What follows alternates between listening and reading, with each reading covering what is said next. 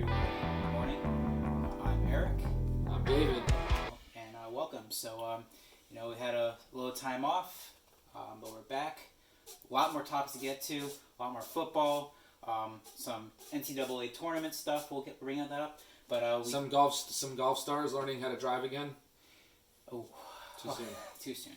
But I do want to start with that, Dave, and I do want to start. And it's Sorry, Tiger. No, it's very unfortunate. Glad he's okay. Yeah, okay. But Tiger on was it Monday or Tuesday? I think it was Monday. It was Monday. I think it was Monday. He got word that Tiger Tuesday. I lied. Tuesday. Okay, I lose track of days sometimes. Possibly Monday, but I think Tuesday. But yeah, we heard of the news that Tiger, in a pure accident. There was no alcohol, no drugs involved. Just right. In a very unfortunate accident. Jaws of life to get out of the car. Sent to the hospital, had to go to surgery. Yeah, the pictures looked pretty bad. They looked pretty bad, yeah. And I believe he had some rods put in his legs. Yep. But he is alert. He's responsive. He's gonna make from my mind a full recovery, yep. I guess. But we wish nothing but the best. Wish prayers for Tiger that he gets back. But I do have to ask this now, Dave. And again, you're not a doctor, but I'm not. Yeah. What do we? First of all, can Tiger, in your mind, at his age, after this injury, find his way back on a golf course? And if he can, what's it going to be like for him on the way out? Do you have any initial thoughts about what that would I have very quick and very initial thoughts. Mm-hmm. He'll be fine. Mm-hmm. It's a sport that does not require a ton of much. Mm-hmm. And I play golf. I like golf. I respect I respect a lot of the guys who are very good at the craft. Mm-hmm. But it's not football. It's not hockey. Even baseball makes it look, very leisurely at times. Meaning, I think he'll be able to get back to form. I truly do. Mm-hmm. As long as he gets his legs back. I mean, because the most he's doing is walking. So as long as he can walk again, the part that would concern me is more if the injuries were up here. Mm-hmm. Shoulder, head, concussed. Well, keep in mind he's had 5 back surgeries. Well, that's again what I'm getting at here. I think he'll be able to get back, but not to his full form. Mm-hmm. Again, at his age, like you mentioned, it's tough. It's tough for anyone to get back to full form. But I think just from the seriousness of the leg injuries, I think he'll be able to bounce back from those, and then his body's just going to have to do the rest. But he's proved time and time again that he can battle back from injury. Mm-hmm. So I hope and I think he'll be able to. Whether it remains to be seen, I guess, the quality of his game. Mm-hmm. But I think he'll be pretty close. That's my opinion. I think he will. David, there's a lot of Tiger freaking Woods, man. There's a lot of layers to the Tiger Woods story. Tons. We have some friends who are big avid golfers, yep. golf fans, and honestly, when I ask them who some of their favorite golfers are, they actually don't say that they are big Tiger Woods fans. And it could be because I think some golfers, they just it's about the style. It's less about the pomp and circumstance. Tiger Woods is one of the greatest golfers of all time. Yeah. And with that came a lot of media attention to the sport of golf. Sure. Not to say that golf was never a struggling sport in terms of popularity, but when Tiger came to the stage of golf, it raised it to a level that is a lot higher than before. Yeah. He's won 82 PGA Tour events, which is tied for the most all time with Sam Snead. He's won 15 majors. Yep. 15 majors, which Jack Nicklaus is probably sitting here saying, "Well, that's nothing because I won 19." Yeah. But nevertheless, the thing about Tiger Woods was that. Keep in mind, he won his 14th major back in 2009. Yeah. And he was still basically, at that time, before everything that happened in his life, there was this feeling that he had so much more golf ahead of him, and he did, but that it was only a matter of time until he was going to pass Jack Nicklaus, because he was tearing up the tour, winning all these majors, winning all these events, and unfortunately in 2009, his life kind of changed. It changed a lot. With the first car accident that he had, and then the back surgeries, and then the personal life and the divorce, and for whatever reason, just for the last 10 years, for most part of the last 10 years, just has not come anywhere close to what the front of his career was. Well, that's true, yeah. And I remember when he finally won his 15th major a couple years ago, at the Masters. Just the overall feeling of how great that was for golf. That, it was kind of this climb back from the basement of his career. Right. And not to say that we thought he was going to keep winning, he was going to make the old times where he was always winning majors, but there was a feeling when he won that Masters that he could, if things aligned correctly, he might be able to catch Jack Nicklaus in the 19 majors. Sure. And then, of course, another back surgery. And so when this happens, this accident on Monday, you try to be as optimistic as possible about it. You try to say, it's Tiger. He's come back from all these surgeries. Yep. He can come back from this. He can play golf again. Oh, I think he'll play golf again. He'll play golf again, but you really have to wonder at what level can he play when he has the back and then who knows the legs. But I will say this, Dave. If for some reason he comes back and he can win another major, or even just a PGA Tour event, the story, the comeback. I mean, we talked about Alex Smith a little bit in our last show about how he was clearly the comeback player of the year in the NFL, coming back from what he came through. But if Tiger Woods, who's been the face of golf for some, even though other players have come above him in the rankings more recently the last 10 years, right? But Tiger Woods is still the face of golf. Of course, and he's up there. He's up there. And even if he's not the best player, but if he can somehow come back from this and just have even just a little more success, that is going to be a story. And so I kind of leave it at that. We hope the best for Tiger. We hope he comes back. If he can come back, whether you like him or don't like him, personally, yeah. you have to root for him, to kind of, get back to what he loves doing. And, of course. So we hope he can do that. Absolutely. Totally but yeah, so we'll leave it there on golf. And again, not the biggest golf fans here, but we do play. I do. And we will keep following this story. Maybe we'll follow some more golf and some more of our shows. Don't tell me what to do. But I do want to get back to our bread and butter. We just football. Yep. Know what I love about football, Dave? What do you love? We could spend Eric? more time talking about it than watching it. It's insane. I know It's insane, ESPN. I mean, the Super Bowl ended football and not even a month ago, but we're going to be talking about it probably nonstop because, of course, once the Super Bowl ends, we've got free agency starting in March, draft in April, exactly, and then spring camp, and then summer, and then summer, and then preseason. Mm-hmm. It just never stops. It never stops. All for 16 games in a year. Football is the world. But but we did talk about some key names last time. We talked about the Jared Goff trade. We talked about Deshaun Watson, who still has not figured out his fiasco in Houston.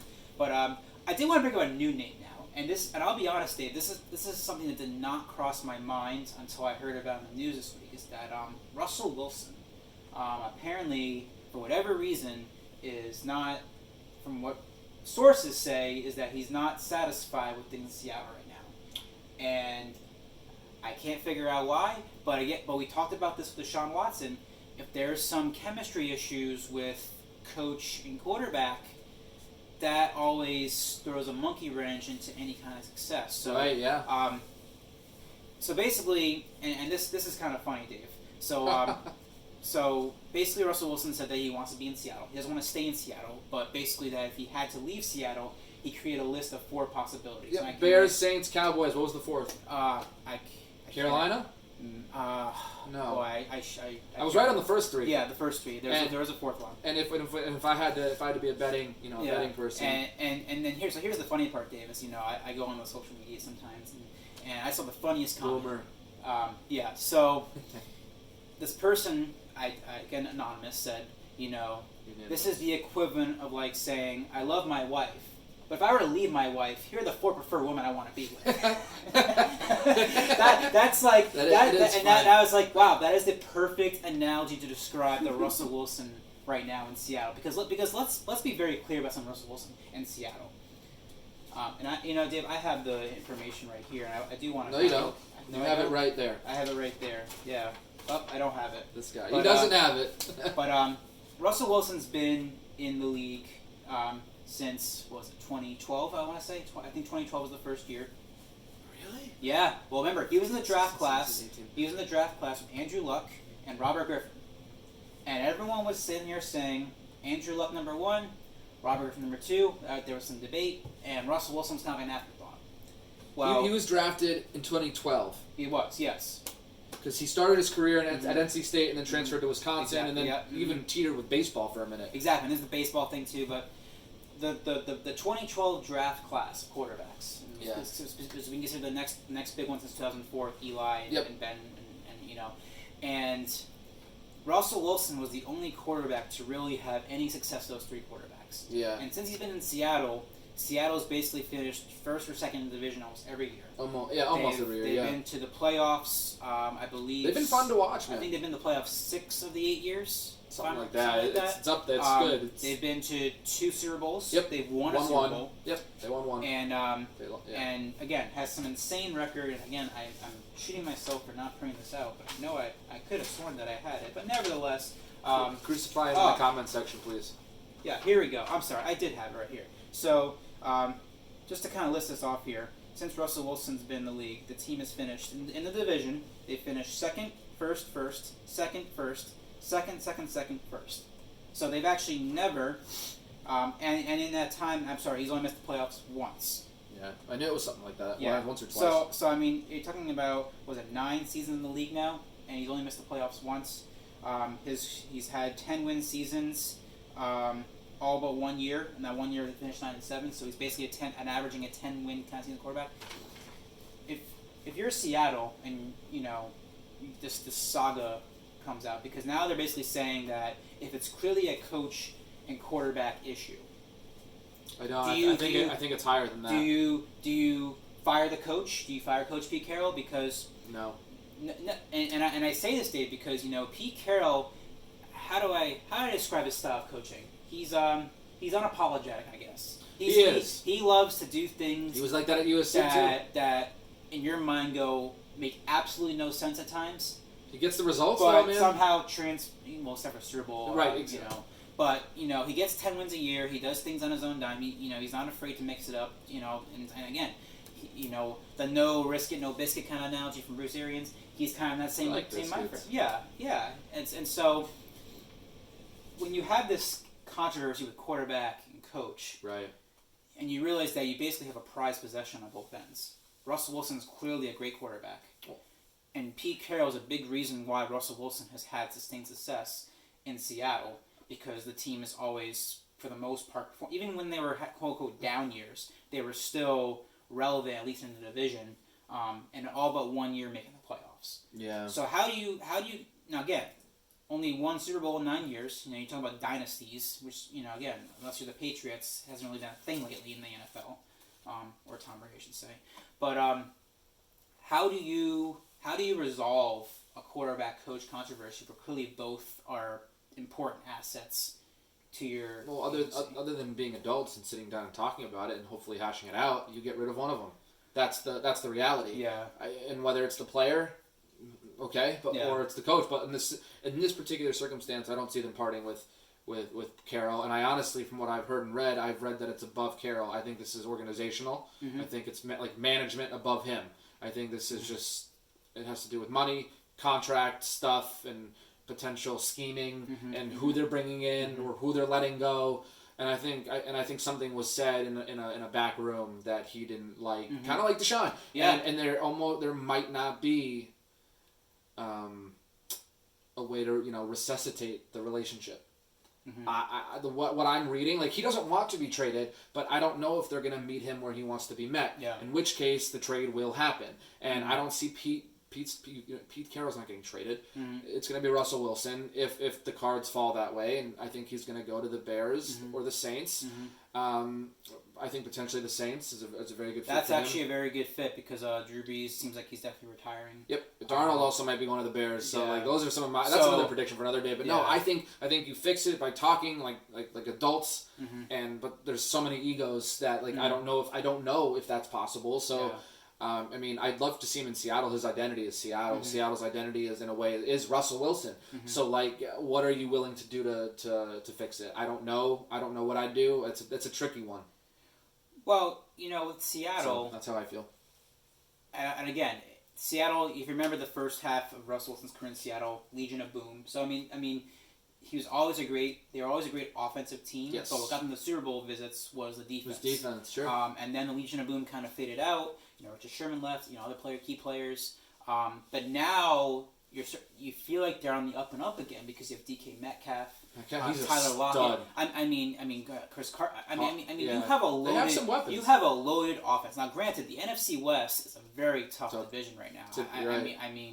The 49ers last year were in the Super Bowl, and then now they're in 4th place. And granted, injuries, but you imagine with the talent they have at all positions that they'll be competitive next year. Sure. And even Arizona with Kyler Murray, and then and then don't forget the Rams, of course, and now it's Stafford here. So it's a very loaded division. Yeah, absolutely. And so you can see you can play out many scenarios. One where Seattle clearly can be at the top. Yep. In Seattle, if they miss one beat, can clearly be at the bottom. So the question is, if you're Seattle, because basically in my mind, if you trade Russell Wilson, you're saying rebuild, unless you get a quarterback. So you mentioned New Orleans, Dave. If he gets traded to New Orleans, who's New Orleans going to send Seattle's weeks? They don't have a quarterback. They have Taysom Hill. Seattle would go draft. Yeah, Seattle would go draft, and maybe that's where Mac Jones falls off the board. So again, but again, if you do that, you're basically telling the team we're in rebuild mode because the quarterback's a very important position in the NFL. If you don't have a star quarterback, you're telling DK Metcalf, Tyler Lockett, Chris Carson, the defense, guess what, guys? You're not winning a Super Bowl in the next few years because we're starting over. And they're probably going to get traded too, and all that stuff. So sure. It's a very cloudy situation, and I do think that hopefully whatever we're hearing kind of gets blown off. That Russell Wilson does not get a divorce and goes to these preferred women, But it is interesting. I feel like, Dave, this year is a year where we're seeing so much.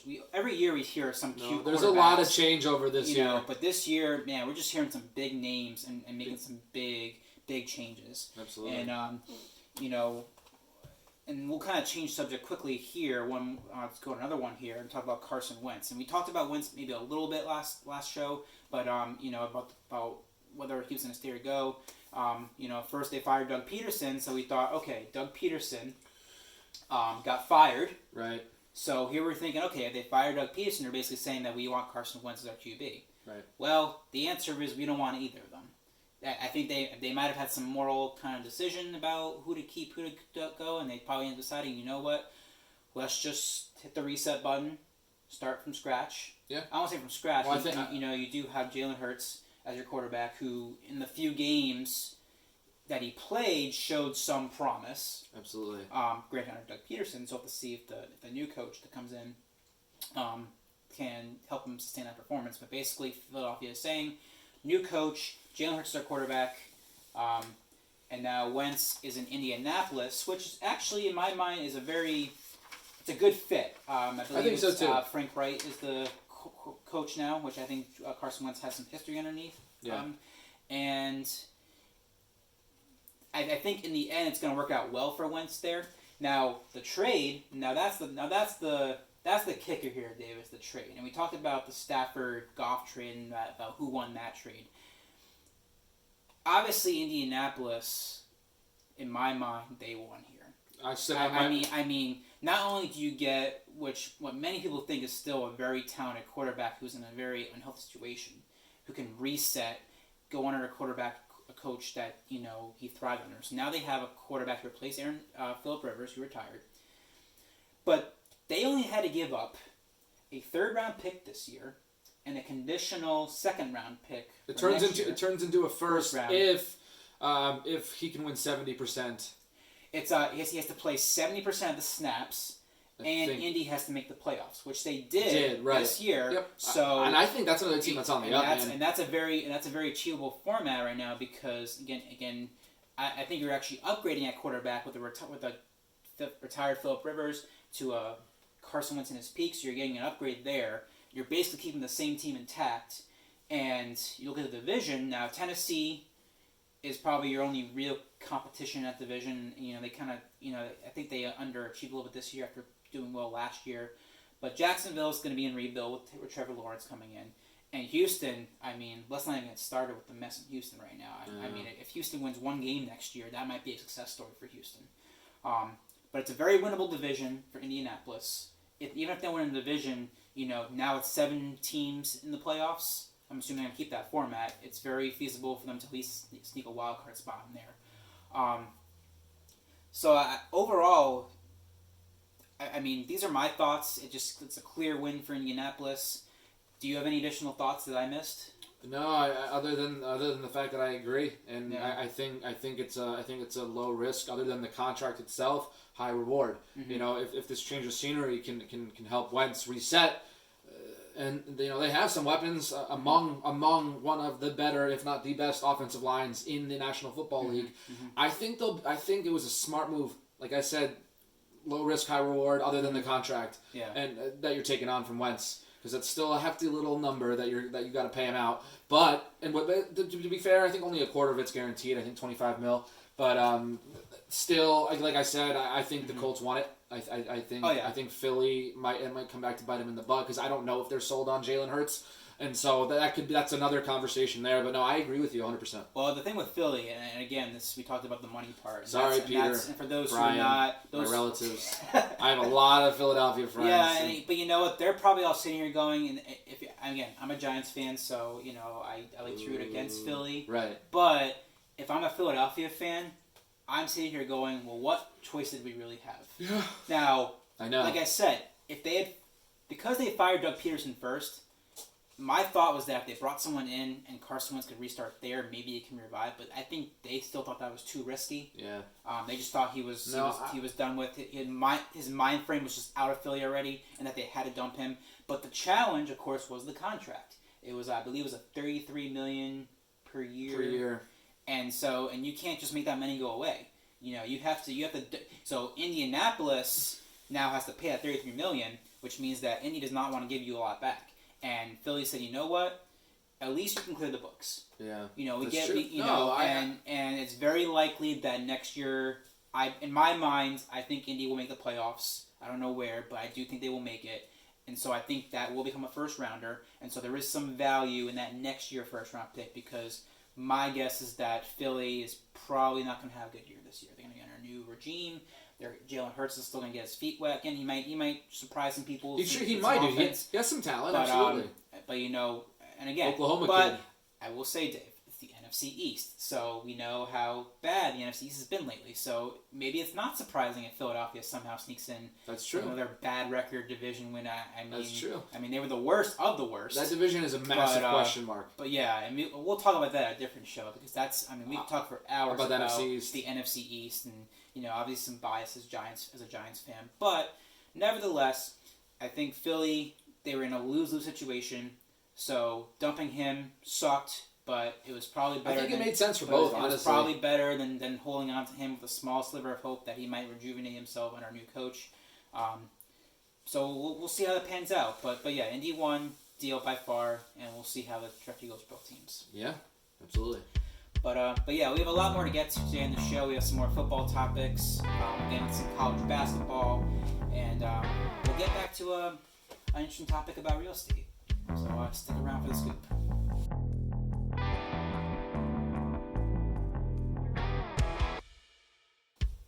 Welcome back to the scoop, everybody. I'm Eric. I'm Dave. And we had some interesting first few topics, mostly football. We're going to stick with football at least for a little bit longer. And we've been talking about a lot of trades, or potential trades. And I mentioned the Russell Wilson potential trade that's been discussed. But there's another name that I didn't think about this till last night, Dave. But Odell Beckham Jr. Now, obviously, big name in the league. And for anybody who knows the history of Odell Beckham Jr., drafted by the Giants in 2014, had great individual success in New York, even though it didn't pan out. Got traded to Cleveland, sent Olivier Vernon and Odell Beckham Jr. in 2019, and the Giants got a first and a third round pick back. They got Zeitler and Jabril Peppers. Now, at the time when the trade happened, there was a lot of thought that Cleveland clearly won. Odell is the star talent that he is. The Giants signed him to that big contract with guaranteed money, which means the Giants had to eat that money when they traded him. And Olivier Vernon was also a very good player too. as an end.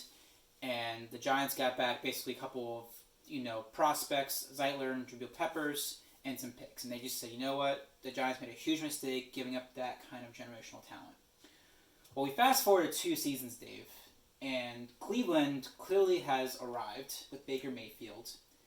But interesting enough, this year, in their first basically successful year in 20 years, Odell Beckham Jr. was nowhere to be found. He was basically not on the team. There was injuries and stuff, but something tells me there's a little more than just injuries. I think there was clearly some chemistry issues again.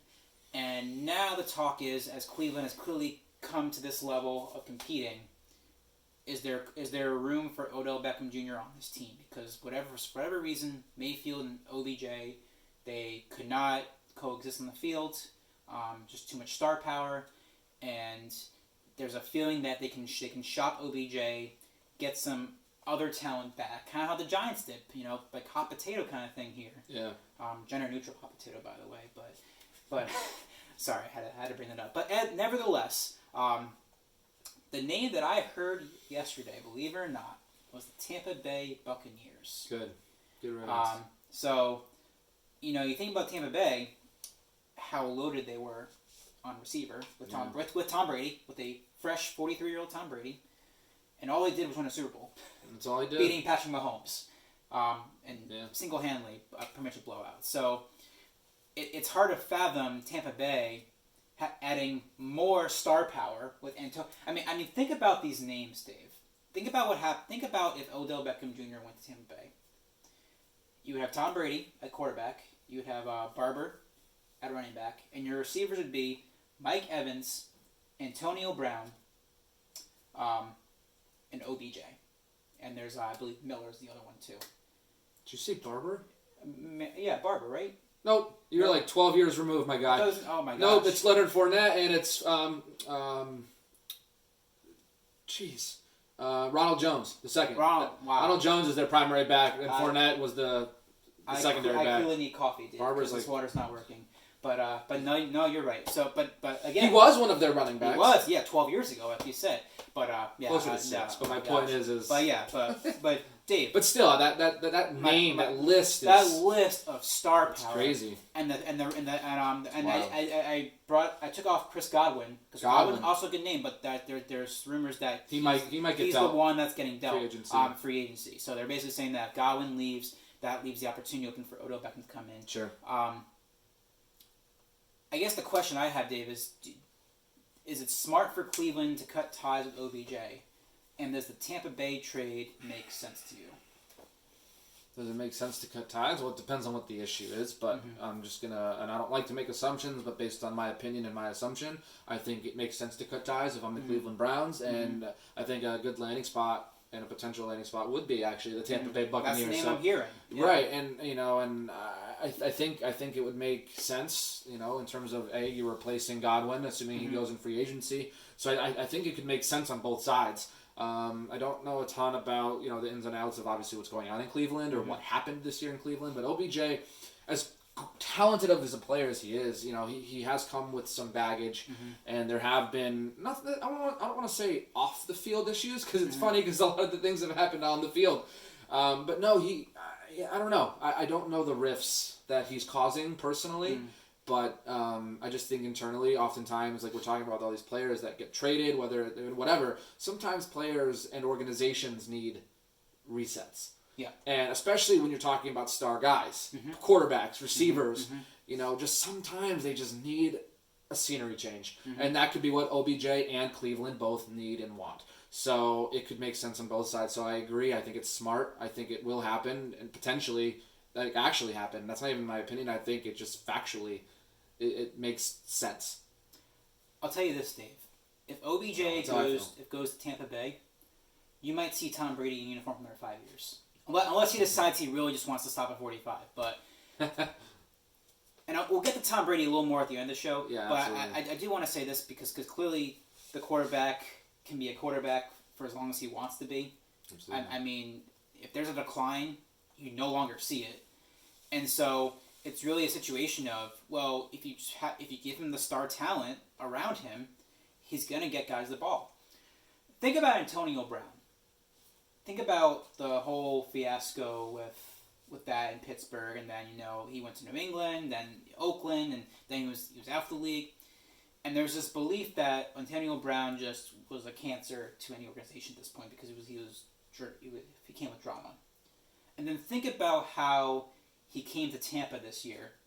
And wasn't expected to be like a number one receiver or anything, but he comes to Tampa and he gets under Tom Brady's offensive scheme, and suddenly the drama just goes away. And not only does it go away, but in the big games, the Super Bowl, Antonio Brown had a touchdown. Yeah. Did he have two? I think he had at least one, but he might have had two. Gronk had two. I think he had two also. Yeah. So it goes to show that there's something, and again, talk about Tom Brady later, but the baggage that Odell Beckham Jr. has carried in this league for a long time, and that because clearly that's what's happening here in New York. His personality got the best of him. New York couldn't handle it. Goes to Cleveland, same thing. Great talent, but the personality just created all this chaos. But if he goes to Tampa and he goes under Tom Brady's scheme, what's to say that Odell finally gets into a situation where people are like, listen, dude, it's not about you.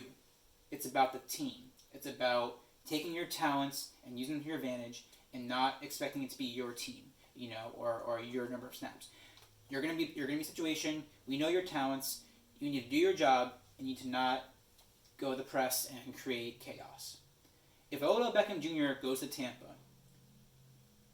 there is clearly a dynasty about to unfold in Tampa, in my opinion, and Brady will have no reason to hang it up for another 5 years because I could see this team just keep churning out Super Bowls. Because when you finally take that talent, harness it into a situation where it's for the betterment of the team and not about individual stats, I think that's a situation that's going to help Odell Beckham Jr. finally just chill out, play some football, be who he can be. Yeah. And so with that, I think the Tampa Bay trade for Odell Beckham makes the sense. Now, if you're a fan of the league and you're not a fan of Tampa Bay, it's like the worst thing I think could happen because if Odell Beckham goes to Tampa, you can kiss by, in my mind, any chance of winning a Super Bowl for the next 5 years. Because I mean, maybe Kansas City will be there. Obviously, the other team might be able to sneak in, but I think it would just be a win-win situation for a lot of people in that organization if Odell goes there. Interesting take. But yeah, so we'll see what happens with OBJ moving forward. We'll keep an eye on that. But we talked about enough football, Dave. Let's get off football for a while. We have other sports we want to talk back. But I'm going to go to a more general topic.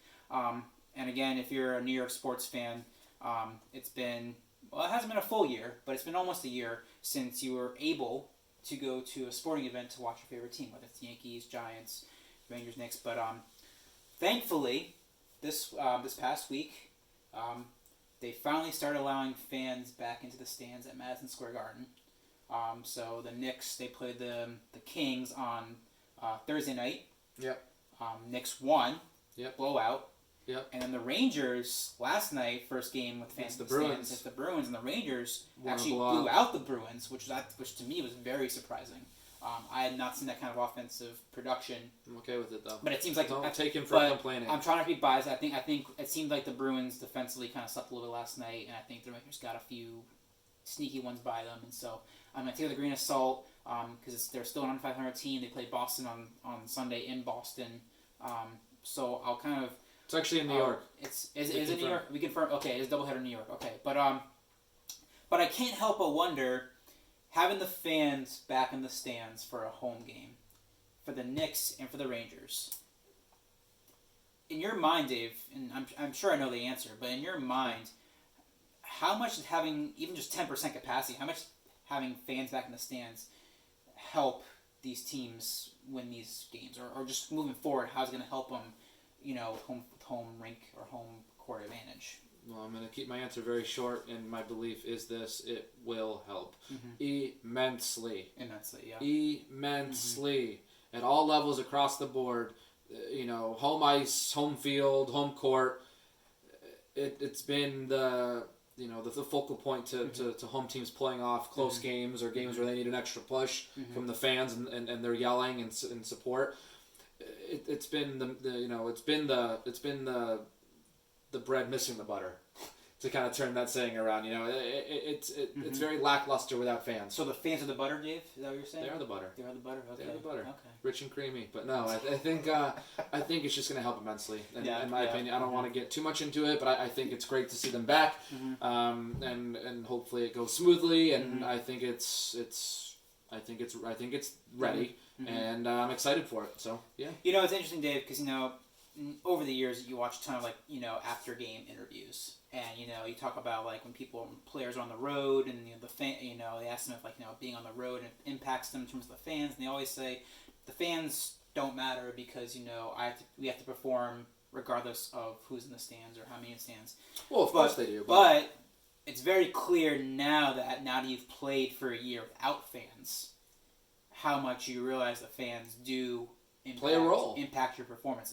There's one thing about strategy and coaching, stuff like that, and really that should not matter whether you're on the road or at home. But let's be honest, when you're, especially a sport and I'm not trying to pick on basketball here, but a sport like hockey or football, where there's a lot of intensity, and you have to be really you get all riled up for a physical, intense game. Yeah. To play in your home rink and have fans cheer for you, that have the lights on and stuff like that, you can't tell me that doesn't help a team feel a little more inspired, gives them electric juice. Sure. Even if at the end of the day a better team comes and beats them because they have the better coaching and strategy. Most teams take home advantage and use it to their advantage. Mm-hmm. I mean, and the fans are that advantage point. So it's good to see, the fans back, obviously, being able to go. And there's some protocols, and it's gonna be a while to get to 100% capacity, obviously. But it's good to see fans back. It's good to see teams loving it and feeling it, and and maybe it translates into a little better performance if they can be kind of sluggish. But yeah, I can't wait to start going to some events again. I agree. Some of our friends wasted no time going. But we'll leave that aside. But some of our friends were already at the Bruins game last night, and they were Bruins fans, so they were probably let down. But yeah, welcome back, fans. Welcome back. Yeah. And but we'll take a break, and we'll come back with some more topics here on The Scoop. Welcome back to The Scoop, everybody. I'm Eric. That's Dave right here. What's going on, guys? And we'll get into some more topics. We'll get into basketball now. We'll do NBA first, and we'll do NCAA second. NBA, and again, we said last time, not big NBA fans, but we follow, and we did want to kind of review the NBA season, and kind of review where it is right now. And again, we are New York kind of biased people a little bit, and if you're a Brooklyn Nets fan, you're generally happy. Your team is second in the Eastern Conference right now. If you're a New York Knicks fan, you're really happy, which is saying a lot.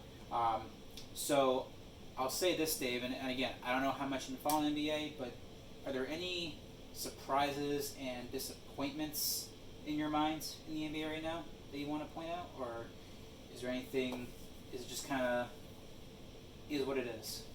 It is what it is. I'm finally finding a small amount of passion that's down in my left oblique for the New York Knicks. Mm-hmm. I've been so dead with the NBA for a long time, and I don't even mean that because I enjoy watching them. Mm-hmm. I've enjoyed I enjoy them now that they're competitive right now at least. They've got some players, but it's just been kind of I'm a Jet fan also, so it's just been there's only so much you can take. Sunday after Sunday, and then with the NBA, every Tuesday, every Thursday, every Sunday, every Monday, because they play that often. So I've checked out. I'm not gonna lie, I've checked out for a long time, and I'm slowly checking back in. But I mean, at heart, I'm a Knicks fan. But their struggles have just really, really hurt, and the mismanagement between Dolan and just how he runs things. I just haven't been as checked in as I would like to be. So I'm not gonna sit here and pretend to have opinions because I'm slowly trying to rejuvenate back to NBA. I'm a massive college basketball fan. NBA has I've been here, but for the last long time I've been here, and so that's what it is for me. Yeah. So on the radio recently they said New York Knicks fans can start taking out their old jerseys. Slowly. A lot of dust. Dude, it's been. But here's what's gonna blow your mind. the New York Knicks have a better record right now than the Boston Celtics. Right. Yeah. If that can you and I mean part of that is the Knicks surprise, but part of that is the Celtics really just. I mean, now granted, Kemba Walker's been out for some games. Yeah, he's back now. Affected, but there was still the belief that even without Kemba Walker, that they should at least be probably maybe in that 5 to 6 area. They're where are they? Well, they're in the 7th right now, and they're actually tied. I believe okay. So I lied. They're tied with the Knicks. But the Knicks, I guess, actually have 1 or 2 games against them. They have one. Yeah, the Knicks look all right, man. Like I said, but it's just been such a long road to mediocrity. Yeah. So, I mean, I'll say this in the East, not a lot of surprises, really. I would say that because Philly, Brooklyn, Milwaukee, Toronto, top 4. Those are the top Nothing surprising there. Miami was in the finals last year, number 5. It's the Knicks are the big surprise. Yep. You could say that maybe Washington was a little bit disappointing because, they have some star talent there. Sure. And then Russell Westbrook's there now.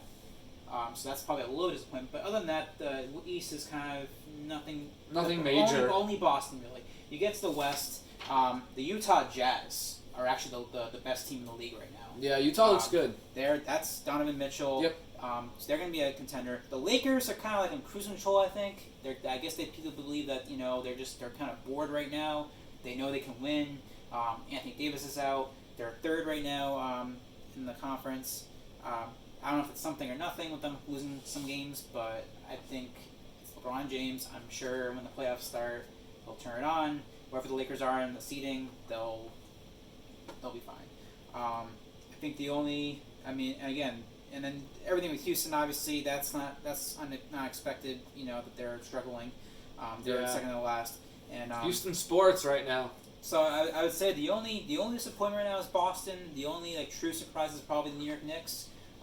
There's a long road to go. No, but I'm gonna try to start watching some more because because I've been watching. Like I said, dude. They have been entertaining. It's just it's been so long where it's been the opposite. Yeah. So that's what's made it hard to be as invested. Mm-hmm. But I mean, at heart, I'm a Knicks fan. But People have tried. A lot of my friends have tried to convert me to being a Celtic fan to put me out of my misery. But we don't do that. We don't do it's that. right. I mean, I'll take them over the Lakers. Yeah. But I can't just be I just can't be a Celtic fan.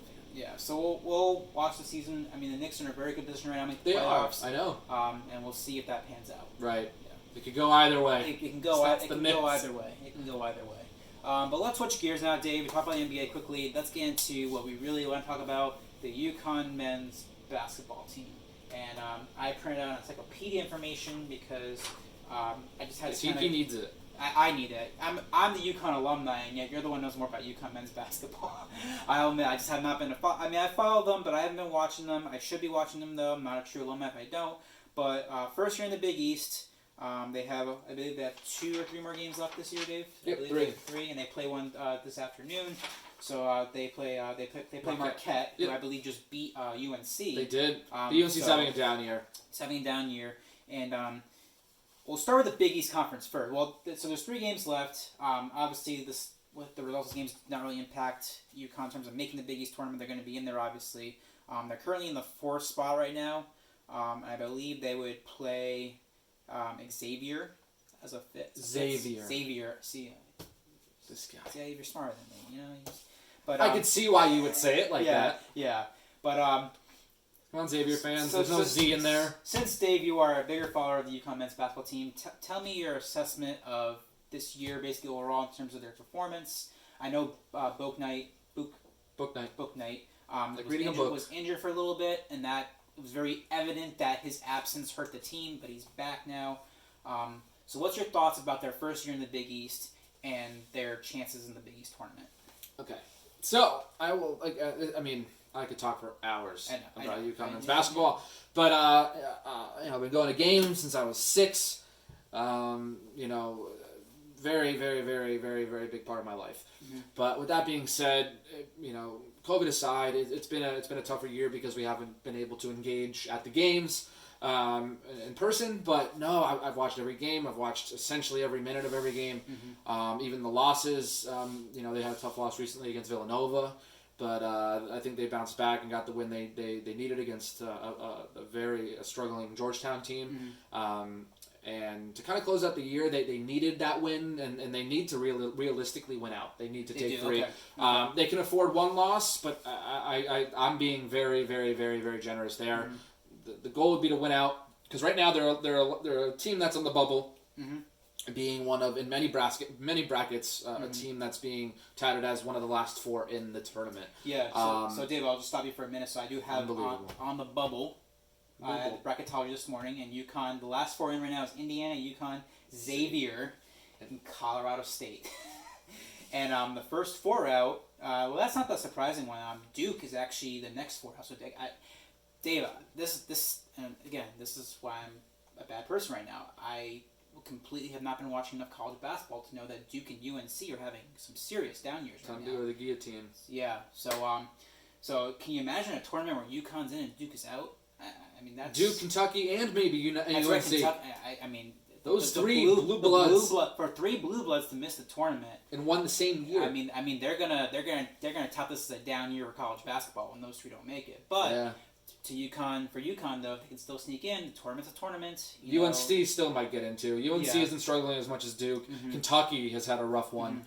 That's another team. But no, I think it's right on par. I think UConn deserves to be a bubble team without Book Knight, without a Cook, without Tyler Polley missed a game or 2, 3-point shooter. RJ Cole is hit or miss. I love the guy. He seems like a great leader, good point guard. But sometimes when his play's down, we got to really find a supplement for the points. But the last few games, he's really turned it on. I love RJ Cole. Tyrese Martin, stud athlete. He's going to be a great 4-year player who might make some noise in the NBA. I think he's just an all-around great athlete. Transfer from Rhode Island. But again, to teeter to your question, with and without Book Knight, they are a different team. Okay. With Book Knight though, back, even as if I'm on the committee, and this is what I'm getting. If tournament started today or they had to have selections in today, UConn's getting in for me. Not even bias aside. They're getting in for me because Book Knight is a top 10 player in the country, and to almost not have a player like that in March Madness is a huge slap in the face, both to him but also just to the tournament. Like, you want exciting basketball, and so like when I'm looking at their resume, playing in the Big East, first year in the Big East, they did not disappoint. They had some games that they could have pulled out. 2 against Creighton, 1 against Villanova. One of those would have been lovely. But just simply put, it is a massive difference than the conference they were in with the American Athletic in terms of competition, overall competition. Obviously, the AAC has some teams, of course, but the Big East as a whole, basketball-wise, is just it's premium. It's up there with the best of them. And to say that they're a game away from being 3rd in the conference. They're in 4th right now. Seton Hall loses and they win today. They're in 3rd. Wow. Sole 3rd place in the Big East, behind Villanova and Creighton. So I think that I think that it makes sense that they're in the bubble. Yeah. They have some work to do, but I think that they're a sure in if they take care of business and get maybe 1 win in the Big East tournament out of the way. Now you said they need to win the last 3 games to really solidify. A loss to one of these teams, especially Georgetown, would really potentially hurt their rankings. Okay. Because I think it's Marquette. Well, Dave, I'll say that if they win the next 3 games, does that take pressure off on the Big East tournament? Like, yes. If they lose in the first round of the Big East tournament, is that going to put them right back to on the bubble, or we'll run the scenario. So if they win the last 3 games, they don't need to do anything in the Big East tournament. They can be in the tournament. No, I mean, again, I wish that were true. I think they still might need to take a game in the Big East tournament. Okay. Now, obviously, if they lose one of these last 3 games, then you're talking they're going to have to do something really they're going to have to do some real damage in the Big East tournament. Now, like you said, Dave, there's in the standings they have Villanova, Creighton, and Seton Hall. Now, you're saying that they could potentially leapfrog Seton Hall. Yep, with a Seton Hall loss and a UConn win. So really, the only 2 teams that are really ahead of them right now, in our mind, is Creighton and Villanova. Yes. And they have not beaten either team this year. No, they only played Villanova once. Yeah. They didn't get the other one rescheduled. Yeah. Now, and one of the Creighton games was very close. Yeah. And the other one, was without Book Knight. Book Knight wasn't back for that one yet. So if they play their cards right, there's no reason why they couldn't at least make it to the semifinal of the Big East. Yep. And that might be enough to kind of say, okay, they're clearly one of the top 4 teams in the Big East. I know with the NCAA tournament, they like to have a certain number of teams in each conference. Big East is considered one of those more premier conferences. So if they can sneak their way to the semifinal, UConn's at least a top 4 team. Yep. Seems like a solidified chance to get in the tournament. I think they're close to being safe. I wouldn't say it today, but they're close. They have work some work to do, but it's doable. It's very doable. It is doable. But they can't, especially with a healthy team. It's doable. Okay. So unbiasedly, I'd have them in the tournament, and biasedly, they're in the tournament. Fair enough, Dave. Fair enough. Isn't it? But yeah, we'll. It's your birthday. But we'll get into one change of topic here. So we talked about a lot of sports, and of course, as always, you guys know we like to throw in some non-sports topics. And Dave, of course, Dave, last time it was cargo shorts. And I'm sorry, guys, we did not wear cargo shorts for this. We apologize, but maybe one day when still it's February warmer, in Connecticut. When it gets warmer, we will. But Dave's weird question for me is birthdays, and you're asking me, as we get older, how should we celebrate birthdays? So basically, when you're 7 years old, you go to your local, Chuck E. Cheese or whatever, and you have all your kids. Well, maybe that's the answer to my question, I guess. But no, I do not. But I guess the question. So the last time I remember celebrating a birthday, like really celebrating a birthday, was my 21st birthday. Right. For good reason. Obviously, I could legally drink, but that's a different story. But come for him. But woo. We're kind of hitting our 30s, Dave, or in our 30s, whatever, and Don't remind me. And it seems like, and then of course last year COVID, birthday was kind of like, when you have your birthday? Well, we're kind of in lockdown, so I mean, not much. So I might go to my sidewalk. Yeah, and then on the top of that, Dave, when you work. It's like 5 times out of 7 your birthday's on a work day. Right. So statistically. If you have to work on your birthday, I guess you could take off. Sure. But and I'm sure some people do. But I don't know how people are actually gonna take off on their birthday because I don't know.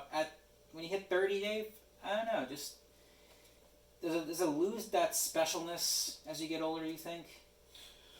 Well, I'm always happy to make it another year. But no, yeah. in terms of just like I've never, I think probably after age 13 I stopped, I don't want to say caring, because that sounds very pessimistic, but like I just...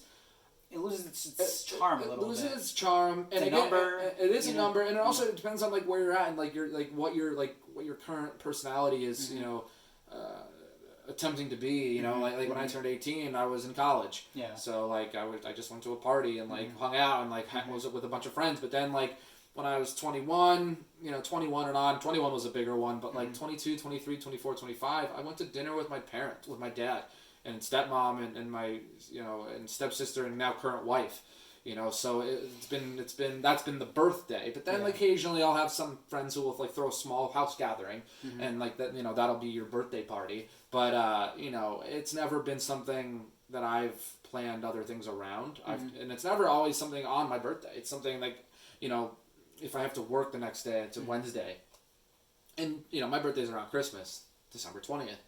So it's already encompassed with like all the holidays and seeing family and all that good stuff as it is. So I've almost just kind of, at least personally, I've made my birthday almost just like an addition to that. And it's never been it's very rarely as an adult been a individual thing. And again, like I said, I've gone to dinners. I've gone to dinners usually planned by my wife or my, small friend group or my dad.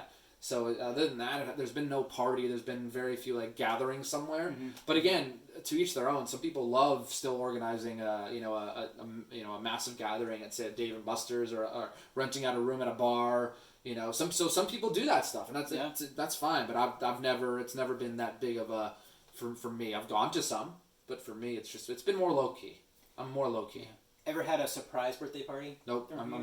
My friends need to step it up. I've never had a surprise birthday. Ever been part of one? Yes. Yeah. Been a part of one. We almost gave the guest of honor a heart attack, but that's another story. But that's kind of the idea, right? Yeah. But anyways, it's cool. It's fun when people want to do something small or something, keep it. But like, just naturally, I've been a low key birthday person. Nothing too crazy to write home about.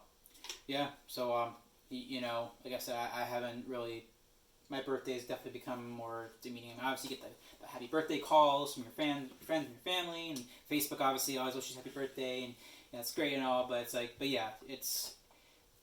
I don't know, dude. It's got very depressing all of a sudden. It's like it's just like birthday's supposed to be at this like special time, and sometimes you give gifts and whatever, and it's like, but you get to like your 30s and you're like, okay, well, what's going to be the real birthday celebrations? It's going to be the decade ones, the 40th, 50th, 60th, 70th, maybe 75.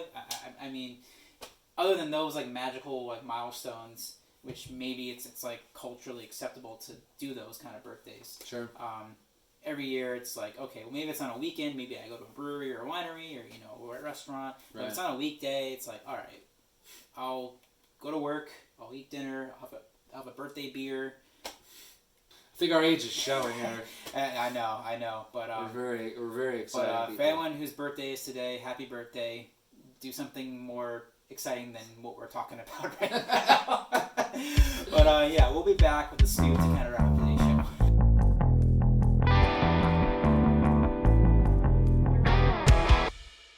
Welcome back to the scoop, everybody. I'm Eric. This is Dave. What's going on? Very exciting show. Just wrapping a couple more subjects. Let's start. Dave, you mentioned to me earlier that you are thinking of buying a house. Yes. And I guess you had some questions you had for me, asking about my house buying experience. So this is your time in front of our viewers to start asking me some of these lovely questions. So shoot. Okay, fair enough. Question 1. You're talking to me about specifically using Zillow and being a good third party option to the realtors and the Truillas and the formal MLS website. When you bought your home, did how big of a role did Zillow play in terms of keeping you on track with homes, and do you advise people to use it, and if so, why? And yeah. So here's the thing about Zillow, and I know, Dave, you've mentioned some concerns that sometimes the information on Zillow is they're not as they're just not as quick to update. Yeah, exactly. So it's but even then sometimes it's not accurate. So you'd be surprised how sometimes even when they update, the data's still wrong. So keep in mind with Zillow, if you are a homeowner, you actually can make changes to your own portfolio on Zillow. It's a third party. So you do have to be careful not to read too much into what Zillow posts online. I'll say this about Zillow. There's 2 things that I think Zillow is very useful for. One is when you're actually trying to find a home. I call it the window shopping of home buying, is what Zillow is. If you go in the city and look at all the glass, displays of products, that's what Zillow is to me. I go on Zillow. I've been in a house. I have no plans of moving for a couple of years at least. I still go on Zillow every day. Sure. I like to just look around. I like to see what's out there. It does a couple things. One, it helps you figure out what you do want in a house, even when you're currently satisfied in your own house, what your potential upgrades could be. And 2, it gives you a better idea of what's realistic in terms of what you can get in a house in a certain location. What the price you can expect, whether you're doing lakefront or city or whatever. So it's really good for general research. And so it's useful before you start seriously looking for a house. And then when it comes time to make an offer on a house, this is what's really helpful. Because one thing that is fairly accurate on Zillow is after a home does sell and close, usually the sale price is pretty accurate because it's reported from the MLS. Sure. And so when especially if you're in a more dense area and a lot of the homes are more the same, and you have the similar bedrooms and bathrooms, what you can do is you can go to Zillow and you can actually, if you're buying a ranch, and let's say for example the seller's asking for $250,000. Okay. And then let's say you go to Zillow and look at similar homes in the neighborhood, and you're finding that they're actually selling for maybe $230,000, $225,000. Now you have reason to go to the seller and say, well, I know you're asking $250,000, but I just did my research. Homes like yours have sold recently for around $230,000, and that's part of the negotiation process. So Zillow can be, even though you have to be weary of accuracy issues with Zillow, I will say that it's a very good tool for kind of window shopping to find what you think you're going to like. When you get a realtor, you can show them what you're thinking that's available, and they can verify that it is available and can tour. And then when it comes to the negotiation process, there is good information to go back on. That's right there, instead of constantly going through your realtor to find information. Gotcha. So, next question. Yep. Second and final question, just because this can be talked about in great length. We'll talk about some more, I'm sure. And we will. Yeah. I mean, because it's a big enough topic where there's a lot of subtopics. My other specific question though had to do with single family versus townhome condo. So I guess my formal question is, when you were going through the process, and you ultimately decided on a single family, what ultimately were the deciding factors that made you choose single family versus a townhome? Yeah, so Dave, and again, I can go through my entire life story, but Please basically, don't. I know. Long story short, a few years ago, we were living in an apartment, and we decided we thought it was time to buy something. Yeah. And our thought was, well, we're not ready we didn't think we were ready for an actual home. Sure. So we thought, we'll get a condo or a townhome kind of thing, a little lower in price. Yep. And Typically a little less to do. We could probably get a 15-year on something like that. And so, we looked at some townhomes and we found some things we like. But what happened was, and this is kind of maybe I'll call it a mistake, but it's kind of a selling point, is we saw this condo that we really loved. It was like a condo that checked so many boxes. It was big, it was new, it was spacious. We thought we can live in it quite a while, but it was at the top end of our budget, and it was right. And so but our realtor told us that we could probably get it for a lot cheaper, a lot cheaper, 20% cheaper. Oh wow. A seller is not going to process you asking 20% less than what they're asking for. Probably not. So of course, obviously, they said no. But Shocker. When consulting with our realtor and family and friends, and we told them, about this place that we really liked and the budget, they said, well, to be honest, if that's in your budget, if that price is in your budget, you're better off buying a single family home. And there's a few key reasons why. Number one, way more privacy. If you're in a single family home, Sure. you don't have neighbors. Granted, your utility bill might be a little bit higher, but nevertheless, you have your own parcel of land. You have, you just have privacy, which is very important, especially if you're trying to raise a family. Sure. And number two, the resale will go better. Will be better. Because the problem with condos is that when all these units are together, it's hard for them to go up in price because the ones that are in poor condition kind of hold back the ones that are in better condition in terms of the resale value. Sure. If you bought a townhouse and you did a full remodel of it, it's hard to really sell it a lot higher than some other townhomes. So there's said to be that you could a single family is definitely a better situation for family life. Yep. And it's better for resale. Condos, what they're really meant for is they're really meant to kind of hold value for a little bit, not necessarily to appreciate, or for renting. So if you want a rental property, I would recommend doing a condo. Sure. Or if you're going to be living somewhere for a few years, until you go to a bigger place, you get a condo, get a 15-year on it, and then build a little equity in there, get rid of it, Gotcha. or rent it out, and move on to potentially a dream home. So that's not the only way to do it. I think that's the most logical way to do it, because naturally, with the home buying process throughout your life, you start small, you work your way up, whether you sell it or rent it out. Gotcha. That's kind of how I would kind of approach that process, and I hope that No, it did. give you some help moving forward. No, it did. And if you guys have any questions about again, these are my opinions. Again, I'm not a licensed real estate expert. If you have any questions, call at 2 in the morning. Call at 2 in the morning or YouTube. That works better. And I'd be happy to kind of give you my thoughts about real estate in general, and any further questions you have. And Dave, ask me some questions next time too, because I can talk about real estate for a long time. I will. I'm gonna think of more. I have more. I have plenty. Yeah, not Dave Ramsey like real estate knowledge, but So good luck, Dave, in your home buying process. But, I appreciate that. But we do want to wrap it up now, and I do want to come back. Our last broadcast before Super Bowl 55. We talked about Tom Brady a little earlier, and we have to obviously acknowledge the fact that he did win his 7th Super Bowl. I've lost count. Yeah, I mean, it's just insane, and he single-handedly destroyed Patrick Mahomes. Yeah. And Dave, and here's the thing about Tom Brady, and we talked about this a little bit the last show. It's that it's not like there's a dislike for Tom Brady. It's that what's evident to me, and to me, it really came on display because of the fact that Tom Brady was playing against Patrick Mahomes.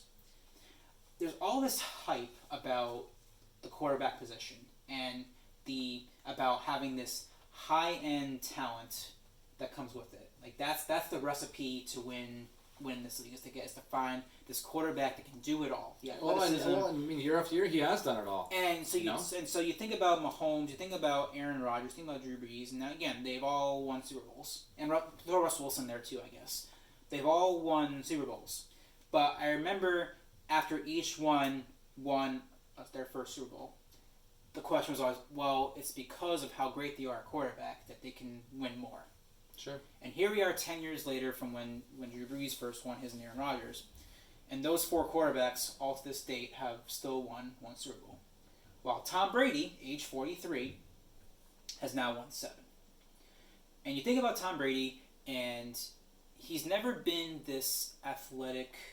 He's obviously athletic, but compared to other quarterbacks, he's not this like athletic, like kind of crazy, Matrix style kind of quarterback. He's always been a very basic, bare bones pocket passer. It's always been a mental game. Yeah. And so I keep thinking, and I brought this up earlier when I said, if OBJ goes to Tampa, I could see Tom Brady playing 5 more years. Yeah. He could retire 45. It's his decision, but he's clearly capable of playing another 5 years at the level he's performed, because what's evident to me, Dave, is that the quarterback position, they put so much stock in the physical abilities, but where Tom Brady gets you is the mental game. And to me, that's what it was. It was, he takes on this role of leadership. Obviously, he shows up, with his talents, but it's his leadership. It's his mentality. Yep, that's why a lot of people want to play with him, man. I never fully understood the Tom Brady way that I've heard. There's always the Patriot way, but it's really the Tom Brady way. It's the Tom Brady way because, obviously, with New England this year, they didn't do well. But Tom Brady clearly brings to the table this leadership, this ability to just take control of a team, to hype this team up, to get this team in the big moments to perform. And when I watched the Super Bowl a few weeks ago, I saw Patrick Mahomes, who, in my mind, played great for himself, but clearly the team around him was not prepared. And I see her going, well, yeah, you can look at the coach a little bit for that, but ultimately the quarterback plays a role in getting their team to be ready and prepared to execute. And Kansas City was just, they were not. And Tom Brady, at age 43, got his team to play smart football in the entire postseason. Let me just give you a little bit of perspective, though, before you finish your thought. If I'm 95% of all the other teams in the league, though, and I'm making the Super Bowl back-to-back years, I don't know how pissed off I am about the loss. And maybe that's coming from a very deep-rooted acceptance of mediocrity and below mediocrity as a Jet fan. But again, like I state, most teams don't just make the Super Bowl willy-nilly. Yeah. That's why, like, when I talk about Brady, I talk about the Patriots, and now the Chiefs, I feel like, every freaking year. It just like okay, like, I'm like, if you're pissed off, then Jesus Christ, you need to be a fan of another team for a minute, because there are so many teams that would kill to just be in the Super Bowl, make the playoffs. Exactly. So, like, I almost don't want to, like, waste, like, Tom Brady deserves time. But, like, I'm just, like, he's like LeBron to me in many ways, where, like, enough. Can we talk about other people? And so, like, sometimes he doesn't, like, I know I'm getting animated, but, like, I'm over him. He's going to go do his thing. He's probably going to win another Super Bowl before he retires. He's probably. Good for him. Like, awesome. Like, good for him, man. But, like, I'm ready for new blood. I'm ready for new... But that's kind of my point, Dave. It's like, here's the thing, but the problem that I'm seeing right now is that too many teams have yet to embrace the Tom Brady stuff. They've always been trying to double down on the athleticism of quarterbacks and the skill sets. They've never fully dialed into what makes Tom Brady successful. And it's a mental game at the quarterback. You have to be athletic, sure, but it's a mental game. And I think that's why I can seriously see Tom Brady staying there 5 years. Yeah, and then because no one has come even close to trying to mimic, except for the Giants. But Eli Manning, that's a different story. But no one right now is looking at Tom Brady. They're trying to outperform him physically. They're not trying to look at it mentally. They're not trying to find quarterbacks who have that DNA. And I think that's, if you're someone who's sick of Tom Brady, show me a quarterback who's going to come into the situation and play like Tom Brady. Be that kind of leader. And so it's not to say that I don't think players like Mahomes, or Rodgers can maybe on a Super Bowl, but it's going to be tough because when you watch performances like Kansas City had on Super Bowl Sunday, that was just what's going through my head. I was thinking to myself, okay, Patrick Mahomes, Kansas City, they're a powerhouse. No way Tom Brady's team's getting past them. And then we saw that. And all I can take away from that is that you can keep trying to beat Tom Brady, or you can start trying to replicate Tom Brady. And that was kind of my final thought. But we do have other shows to bring that up. I don't know if you have any last thoughts about. No, I want to double down on I want to just reiterate that I have very little ill will for Tom Brady, if any. I don't hate the guy personally. I don't know him at all. Yeah. But I just, in terms of just the sports talk and the locker room talk about him, it's been 2 decades about this guy who just and some of it deserved. But I just sometimes it upsets me when fans of teams that get pissed at a Super Bowl loss when there's teams that would kill to be in the Super Bowl. Yeah. That's why these Giants fans, I'm sorry, and you are one, but shut up. You have 2 Super Bowls in the last decade. Shut up. And Jets haven't been to the Super Bowl in 47 years. Yeah. And there's plenty of other teams that haven't even been to and or won one. Exactly. Until recently, the Cleveland Browns were a name. They were one of the more embarrassing teams in the National Football League. Yeah. So just from the standpoint of, and by the way, you are right, and I do want to reiterate that if Tampa finds a way to get another receiver in there to replace Godwin, and Brady stays and is healthy, they're gonna be very, very good. So I don't want to take that away from them. Yeah. But again, just to kind of batter off your point, in that. Yeah, it's the Tom Brady way, but to some degree, they're allowing him to have what he wants. Tampa Bay is the environment where he could continue another dynasty if they let him. I read a blurb when I think Gronk missed the practice on a Wednesday or something, and Bruce Arians was like, "It's fine, rest. I need you for Sunday."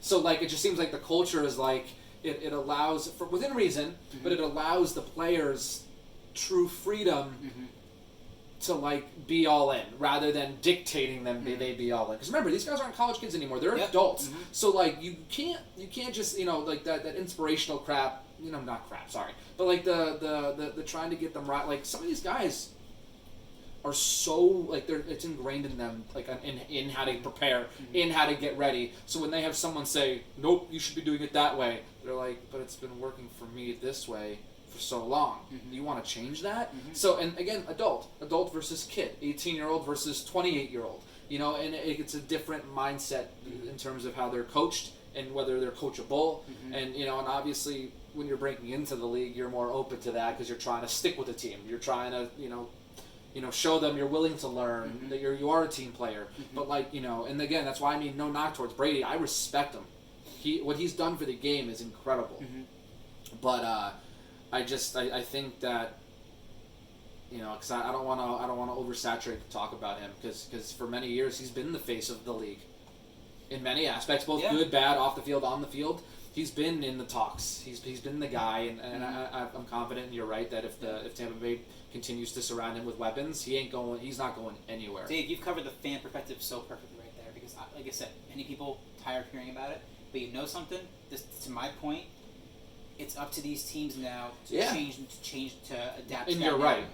You can keep trying to fight fire with fire, but it's just not going to work. You have to start understanding what the Tom Brady way is and start constructing a team from the quarterback down that can outperform that process. Sure. And it's doable. Absolutely. But until a team does that, get used to hearing Tom Brady's name, unfortunately. It's just how it's going to be because that's what makes it so unprecedented is that you look at it so objectively and you say, how can a 43-year-old man at quarterback win another Super Bowl? And you said, this is how you do it. Right. This is how you do it. And so, as a Giants fan, even worse as a Jets fan, much worse. We hate it. Some teams will more success than others, but at the end of the day, Tom Brady still wins Super Bowls. Is Daniel Jones the answer? No. That's fair. We touched upon that, and we'll touch it again. We'll touch it again. But yeah, Dave, we covered a lot today, and we did. It's been fun. We'll have another one coming up pretty soon. Yep, couple weeks. Anyways, go Huskies. Go New York. Go birthday parties. Oh, birthday. But yeah, Dave. We'll see. We'll have a good day.